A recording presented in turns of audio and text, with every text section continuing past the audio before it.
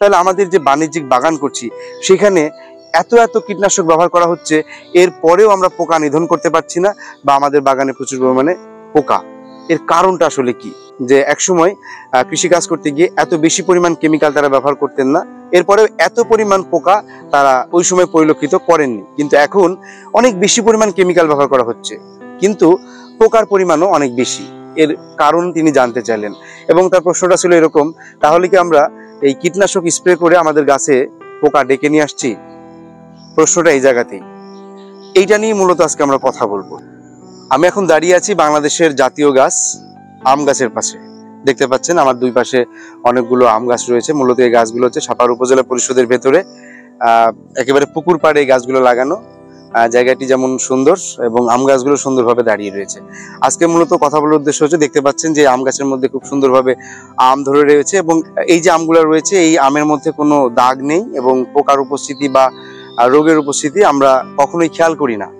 ঠিক এইরকমই কিছু গাছ রাস্তার পাশে দেখা যায়, যেমন উপজেলার গেটে বের হলে দেখা যাবে যে সেখানে কিছু গাছ আছে, এই গাছগুলোতেও সুন্দরভাবে আম ধরে আছে এবং আমগুলো একেবারে ফ্রেশ। অনেক স্কুল কলেজ মাদ্রাসা কিংবা শিক্ষা প্রতিষ্ঠান অফিস আদালতের প্রাঙ্গণে দেখা যায় যে অনেক দিন থেকে আম গাছ রয়েছে, সেখানেও আমগুলো ফ্রেশ। মজার বিষয় হচ্ছে এই যে গাছগুলোর কথা বললাম, এই গাছগুলোতে কখনোই কোনো ধরনের কেমিক্যাল স্প্রে করা হয় না, এরপরেও এই আমগুলো ফ্রেশ কিভাবে আছে। আরেকটি বিষয় হচ্ছে যে আজকে এখানে মূলত যে জন্য দাঁড়ালাম সেটা হচ্ছে, গত কয়েকদিন আগে একজন কৃষক ফোন দিয়েছিল। সারা বাংলাদেশ থেকে মূলত এখন অনেক সম্মানিত কৃষকবৃন্দ ফোন দেয়। তার মধ্যে একজন জিজ্ঞেস করলেন, যে কথা প্রসঙ্গে চলে আসলো, যে একসময় কৃষিকাজ করতে গিয়ে এত বেশি পরিমাণ কেমিক্যাল তারা ব্যবহার করতেন না, এরপরেও এত পরিমাণ পোকা তারা ওই সময় পরিলক্ষিত করেননি। কিন্তু এখন অনেক বেশি পরিমাণ কেমিক্যাল ব্যবহার করা হচ্ছে, কিন্তু পোকার পরিমাণও অনেক বেশি। এর কারণ তিনি জানতে চাইলেন এবং তার প্রশ্নটা ছিল এরকম, তাহলে কি আমরা এই কীটনাশক স্প্রে করে আমাদের গাছে পোকা ডেকে নিয়ে আসছি? প্রশ্নটা এই জায়গাতেই। এইটা নিয়ে মূলত আজকে আমরা কথা বলবো। সেটা হচ্ছে, এই যে পাশে যে গাছটি দেখছেন, এই গাছে কখনো কোনো কেমিক্যাল ব্যবহার করা হয় না এবং এইটাতে আমরা কোনো পোকা দেখিও না। তাহলে আমাদের যে বাণিজ্যিক বাগান করছি সেখানে এত এত কীটনাশক ব্যবহার করা হচ্ছে, এরপরেও আমরা পোকা নিধন করতে পারছি না বা আমাদের বাগানে প্রচুর পরিমাণে পোকা। এর কারণটা আসলে কি? এর কারণটা দেখতে গেলে আমাদেরকে কিছু বিষয় নিয়ে কথা বলতে হবে। সেই বিষয়গুলো আজকে একটু তুলে ধরার চেষ্টা করি। তার মধ্যে প্রথমে আসি যে আমাদের যে গাছ রয়েছে বা আমরা যে বিভিন্ন ফসল চাষ করছি, এই সমস্ত ফসলের মধ্যে বা গাছের মধ্যে আমরা যে পোকা দেখতে পাই, এই পোকা মূলত হচ্ছে দুই ধরনের। একটা হচ্ছে উপকারী পোকা, যাদেরকে আমরা বলি হচ্ছে কার্নিভোরাস ইনসেক্ট।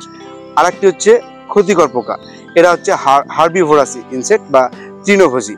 এই তৃণভোজীর মধ্যে আবার কিছু উপকারী রয়েছে। তো যেটা বলছিলাম যে কার্নিভোরাস বা মাংসাশী পোকা, এদের কাজ হচ্ছে ওই যে ক্ষতিকর পোকা যেগুলো রয়েছে সেগুলোকে খাওয়া।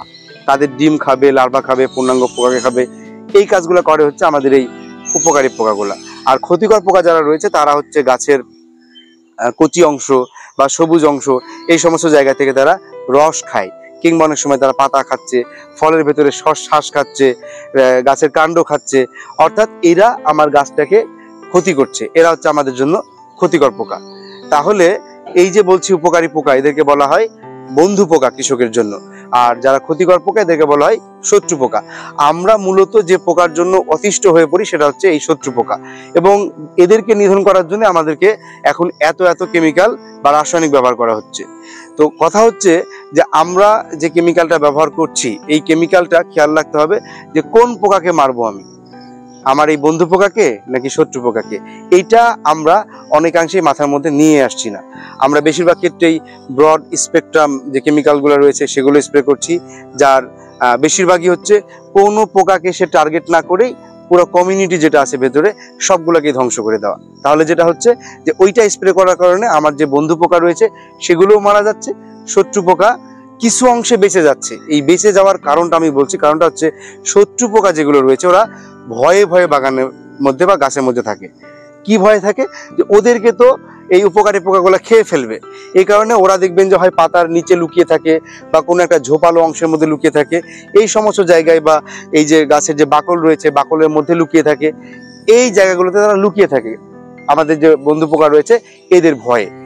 আর বন্ধু পোকা যারা রয়েছে বা উপকারী পোকা, এদের কাজ হচ্ছে ওই পোকাকে খাবে, এই জন্য ওরা হচ্ছে পাতার উপরে জাস্ট একটু আড়াল করে বসে থাকে যে ওই পোকা বের হলেই আমি তাকে খাবো।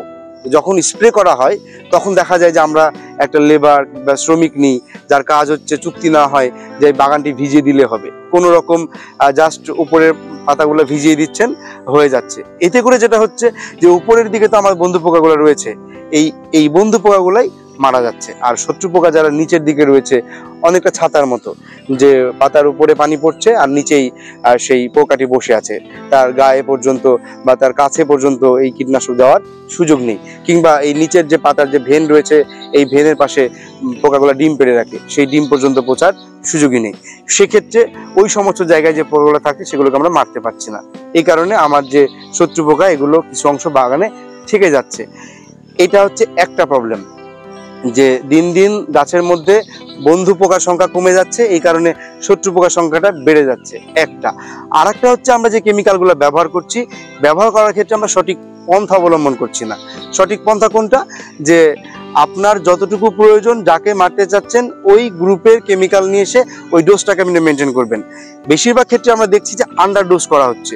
সাপোজ একটা কেমিক্যাল নিয়ে আসছেন কোনো একটা পোকাকে মারার জন্য, এই কেমিক্যাল দিয়ে আপনি 100 লিটার পানি করবেন, আমরা বলে দিচ্ছি, কিন্তু আপনি বাগানে যাওয়ার পরে মনে করছেন বা মাঠে যাওয়ার পর মনে করছেন যে 100 লিটার না দিয়ে যদি আমি 200 লিটার পানি করি তাহলে আমার কিছু টাকা সেভ হবে। এই যে আপনি আন্ডারডোজ করে ফেলছেন, তখন দেখা যাচ্ছে যে পোকা আর মরছে না, অর্থাৎ আপনি যাকে মারতে যাচ্ছেন এই পোকার মরছে না। আন্ডারডোজ করার কারণে এই পোকার মধ্যে রেজিস্ট্যান্সি গ্রো করছে, যাকে আমরা বলি হচ্ছে কেমিক্যাল সহনশীলতা, রাসায়নিক সহনশীলতা।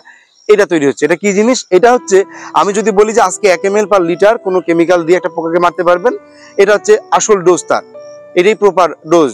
এখন যদি কোনো কারণে সহনশীল হয়ে যায় তাহলে এই ডোজটা আর কাজ করবে না, তখন আপনাকে 2 ml করে দিতে হবে। অনেকাংশে আমরা দেখছি 2 ml দিয়েও কাজ করছে না, তার মানে ডোজের প্রতি পুরোপুরি সহনশীল হয়ে গেছে এবং সাথে কি ওই কেমিক্যালের উপর সহনশীল হয়ে গেছে, ওই কেমিক্যাল দিয়ে ওই পোকাকে আর মারা যাচ্ছে না। তাহলে এই সহনশীলতা দিনের পর দিন গ্রো করছে। এটা হচ্ছে আর এক প্রবলেম, যে আমার এই শত্রু পোকা যেগুলো আছে সেগুলো আমার দিনের পর দিন বাগানের মধ্যে বেড়ে যাচ্ছে এবং তাদেরকে আমরা কোনো কেমিক্যাল দিয়ে মারতে পারছি না। এই গেল দুইটা প্রবলেম। এর চাইতে বড় প্রবলেম আমরা যেটা খেয়াল করছি সেটা হচ্ছে সারা বাংলাদেশে এখন যে যারা কৃষক রয়েছেন তারা অনেকাংশে যেখান থেকে কেমিক্যালটি কিনেন সেখানে গিয়ে পরামর্শ নেওয়ার চেষ্টা করেন। এতে করে যে প্রবলেম হচ্ছে যে যিনি কেমিক্যালটি বিক্রি করেন উনি তো একজন ব্যবসায়ী, উনি ব্যবসা করবেন, ওনার দোকানে যে কেমিক্যাল রয়েছে বেশি পরিমাণ বিক্রি করতে পারলে তার লাভ। সেক্ষেত্রে যেটা হচ্ছে যে গাছে পোকা লেগেছে, পোকার জন্য আপনি ওই পোকার জন্য একটা মাত্র কেমিক্যাল স্প্রে করবেন। এখন আপনাকে অসাধু ব্যবসায়ী সে করলো কি, একটা না দিয়ে 5টা দিয়ে দিল, ওর লাভ হচ্ছে 5টা বিক্রি করতে পেরেছে।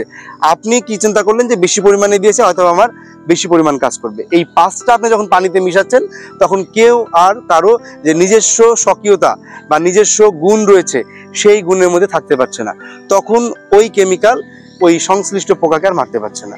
তখন আবারও দেখা যাচ্ছে যে পোকাটি রেজিস্ট্যান্ট হয়ে যাচ্ছে, অর্থাৎ তার মধ্যে রেজিস্ট্যান্সি গ্রো করছে, সহনশীল হয়ে যাচ্ছে।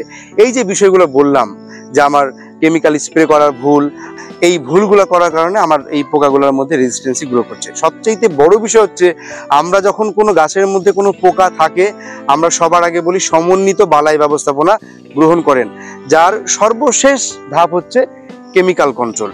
আর আমরা অন্যান্য ধাপগুলোকে মেনটেন না করে শুরুতেই চলে যাচ্ছি এই কেমিক্যাল কন্ট্রোলে, তখনই গিয়ে আমাদের এই বন্ধু পোকাগুলোকে হারাচ্ছি। এবং দেখা যাচ্ছে যে ইদানিংকালে বেশিরভাগ গাছের মধ্যেই বন্ধু পোকার সংখ্যা একেবারেই ড্রাস্টিক্যালি কমে গেছে, নাই বললেই চলে। শত্রু পোকা দিনের পর দিন বাড়তে আছে, যাদেরকে কন্ট্রোল করতে গিয়ে আমরা একেবারে নাজেহাল হয়ে পড়ছি। এই জায়গাটি নিয়ে যদি আমরা কাজ না করতে পারি তাহলে গাছের ভেতরে যে ইকোলজি রয়েছে এই ইকোলজি একেবারে একসময় গিয়ে ধ্বংস হয়ে যাবে। আর গাছের ইকোলজি ধ্বংস হয়ে গেলে সেই সংশ্লিষ্ট উদ্ভিদ পৃথিবীতে টেকানো আমাদের জন্য কষ্টকর হয়ে যাবে, সেই সংশ্লিষ্ট ফসল চাষ করা আমাদের জন্য একেবারে মহা হুমকির মধ্যে পড়ে যাবে। আমরা চাই না যে আমাদের এই ফসলগুলা হুমকির মধ্যে পড়ুক।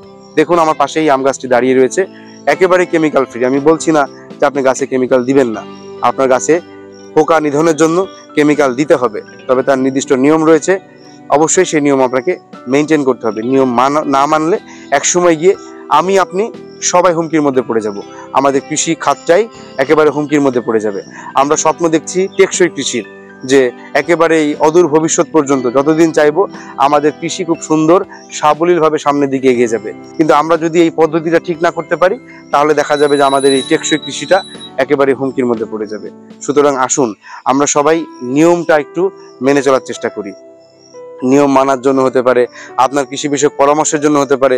সবার কাছে অনুরোধ যে আপনি দয়া করে আপনার যে সংশ্লিষ্ট উপজেলা হতে পারে, সংশ্লিষ্ট উপজেলা কৃষি অফিসে যোগাযোগ করুন, তাদের কাছ থেকে পরামর্শ নেওয়ার চেষ্টা করুন।